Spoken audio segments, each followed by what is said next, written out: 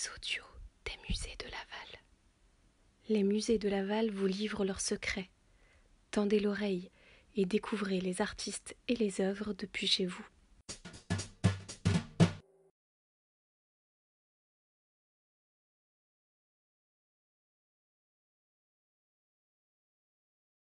À 15 ans, Valdomiro de Deus quitte la maison familiale pour aller travailler à Sao Paulo.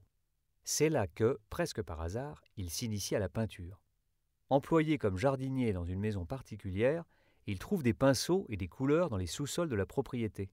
Passant ses nuits à peindre ses premières compositions et ses journées à dormir, il est renvoyé. Mais dès lors ne cesse plus de peindre. Il vend tout d'abord ses œuvres sur les marchés, puis reconnu et encouragé par plusieurs marchands d'art, participe à de nombreuses expositions.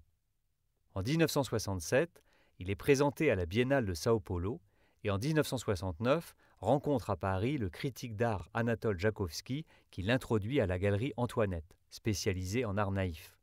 Une carrière internationale s'ouvre alors à lui.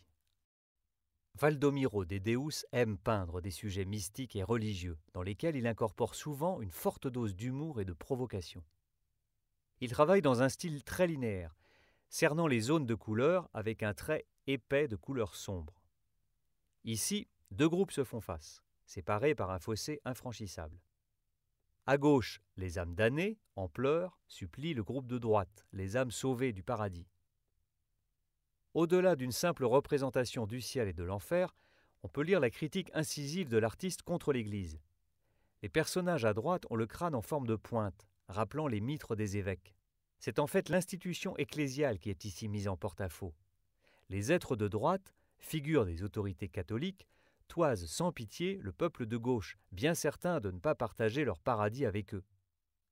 L'ange aux ailes blanches lui-même, assis sur l'arbre de vie, jette un regard dur sur les âmes damnées.